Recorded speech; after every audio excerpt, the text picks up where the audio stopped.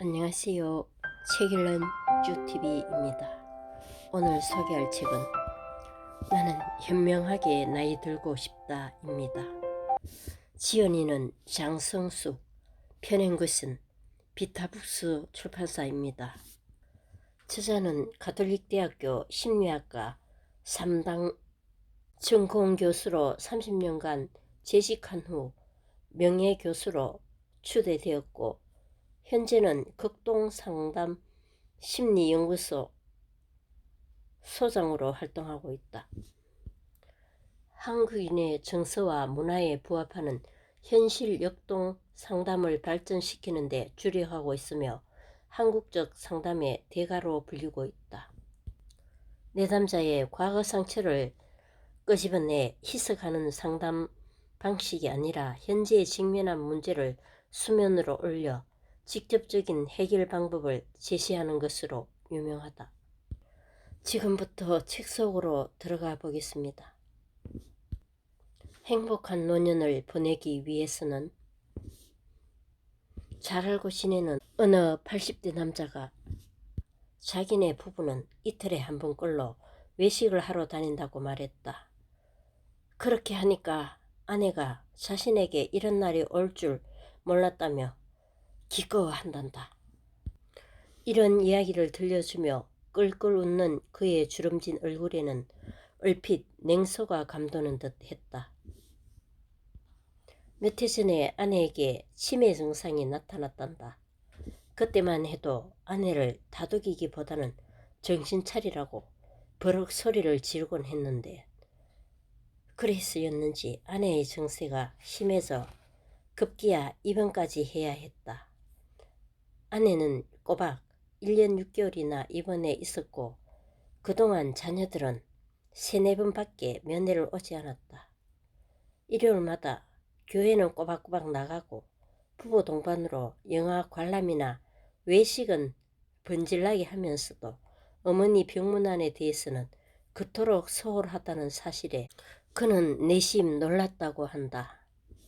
아내도 없는 집안에서 나이 든 남자가 혼자 지낸다는 사실은 무척 고통스러웠자 아내가 입원해 있는데 사람들을 만나 우스갯소리를 하기도 못해 외출을 자제하다 보니 온종일 입을 열 일도 없었고 그런 생활에 우울 증세가 심해져 자살 충동을 느끼기도 했단다. 천만다행으로 아내의 상태가 호전되어 퇴원했는데 그때부터 그는 아내를 위해 태어난 사람처럼 온갖 정성을 기울였다. 지금도 아내가 답답한 행동을 보이면 부시불식간에 소리를 질렀다가도 얼른 비위를 맞춰준다고 했다. 그는 누군가가 집에 있어서 말을 붙일 수 있다는 사실, 그것 하나만으로도 얼마나 다행인지 모른다고 했다. 그의 말이 이어졌다. 자녀는 아무리 소중해도 키울 때나 애틋하지. 다 자라고 나면 남과 다를 바 없다고 했다. 출가하고 나면 어디인가 내 자식이 있다고 생각할 따름이지 그 이상 아무것도 아니란다.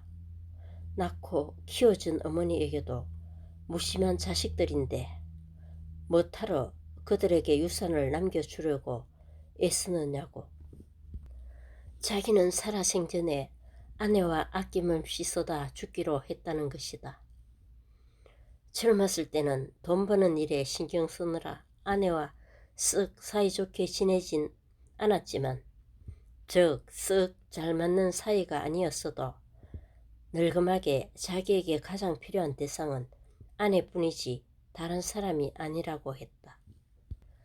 그런 이야기를 들으며 사이가 좋든 나쁘든 서로에게 가장 도움이 되거나 필요한 대상은 배우자라는 사실을 다시금 확인했다. 자녀에게 전해줄 수 있는 가장 귀중한 덕목. 두 사람 다 교사라고 하는 부부가 고등학생인 아들을 앞세우고 나를 찾아왔다. 아들이 초등학교 시절부터 좀처럼 친구를 사귀지 못하고 혼자 노는 편이라고 했다.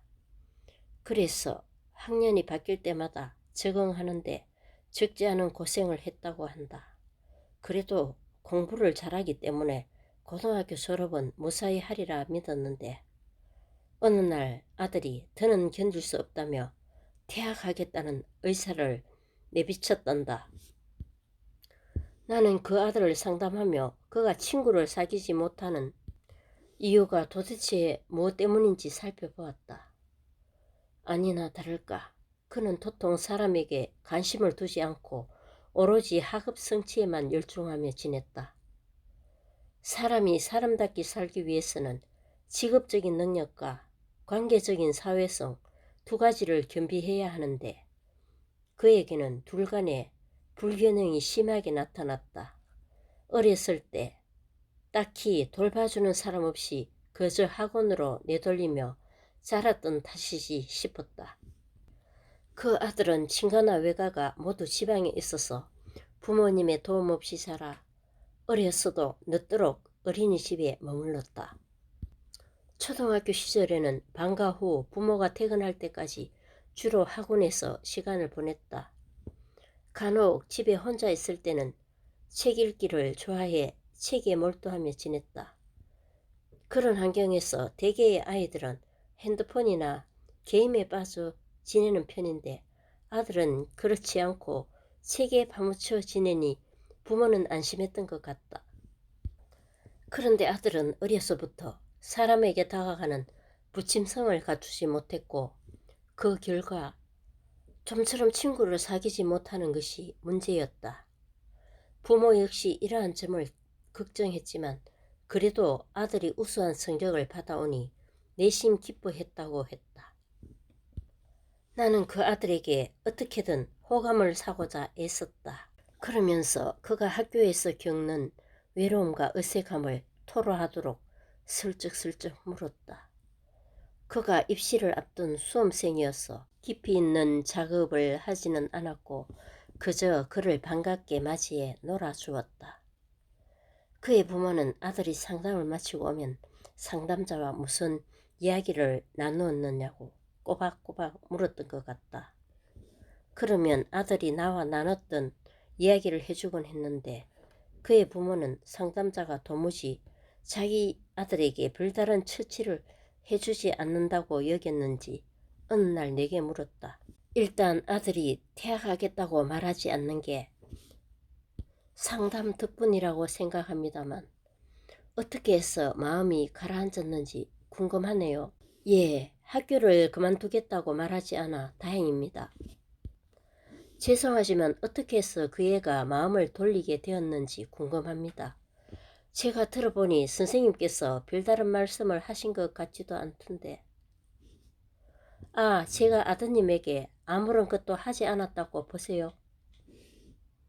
아니, 그게 아니고 그 어머니는 자신의 말이 내 공로를 인정하지 않는다는 말이 아니라고 극구 설명하며 당황해했다.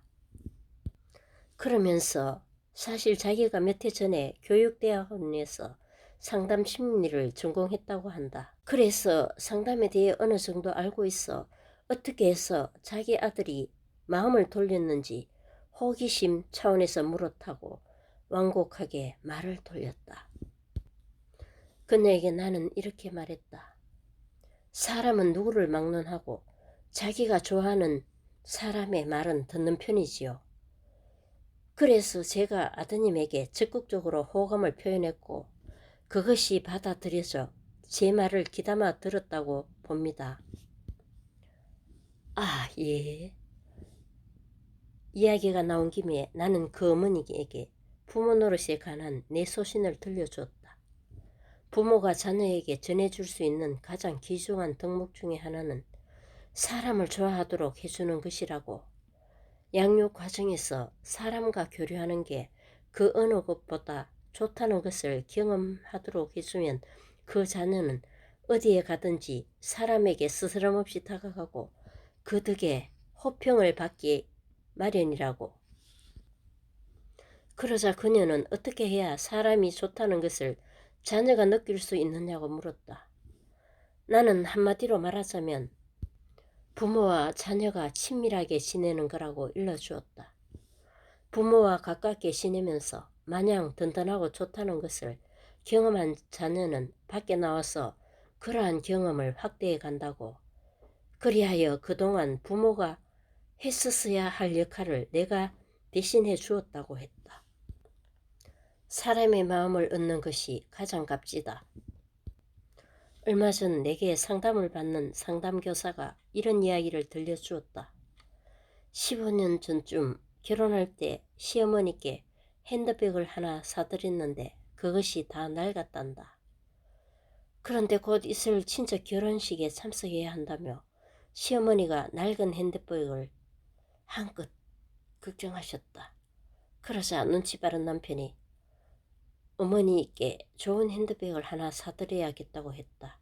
그리하여 부부가 어머니를 모시고 백화점에 돌았는데 시어머니가 유명한 브랜드의 핸드백을 마음에 들어 그것을 사드렸다며 내게 사진을 보여주었다. 가죽에 꽃무늬가 새겨진 것으로 제법 멋져 보였다. 좋아 보인다고 말하며 나는 가격이 얼마냐고 물었다. 그랬더니 400만 원이라고 대답하는 게 아닌가.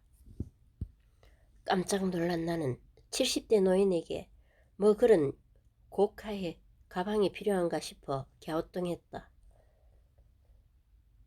나는 다시금 시어머니가 수수한 것을 고르지 않고 그런 고가의 가방을 마음에 들어 하니까 야속한 마음이 들지 않냐고 물었다. 그러자 그녀는 그렇지 않았다고 대꾸하며 7살인 자기 딸이 태권도 도장에 가서 발차기를 배우는데 그것을 그토록 기뻐하는 사람이 이 세상에 할머니 말고 또 누가 있겠느냐고 했다. 이런 까닭에 시어머니에게 들어가는 돈만큼은 아끼고 싶지 않단다. 나는 속이 따뜻해지는 것을 느꼈다. 실용성을 강조하는 나는 고가품을 그리 좋아하지 않았고 주위 사람들이 그런 것을 선호하며 뭐 그런 것들을 추구하느냐며 은근히 마땅치 않아 하는 편이다. 그래서 그 상담교사도 시어머니가 고가의 핸드폰을 집었을 때 그리 내켜하지 않을 줄로 여겼지만 나의 예측은 여지없이 빗나가고 말았다. 문득 나를 돌아보며 합리성을 따지며 너무 삭막하게 사는 것은 아닌지, 나아가 내담자들에게도 허시를 위해 괜한 낭비를 하지 말라고 빡빡하게 말하지는 않았는지 의문을 던져본다. 누구나 자신의 기여대로 살기 마련인 것을 그냥 봐주지 않고 내가 중시하는 가치대로 살지 않는다고 안달했던 것 같다. 그 어떤 것보다 사람의 마음을 얻는 게 가장 값진 것이라고 강조해왔다. 그러면서도 돈을 허투루 쓰면 안 된다고 역설하기도 하니 어느 지점에서 그 둘이 충돌하고 만다. 다시금 이 세상에는 절대로 우위인 것이 없고 다 자기 하고 싶은 대로 살다 갈 따름이란 생각을 다진다. 나 같은 사람은 아무래도 멋이 없는 사람의 범주에 속하지 않을까.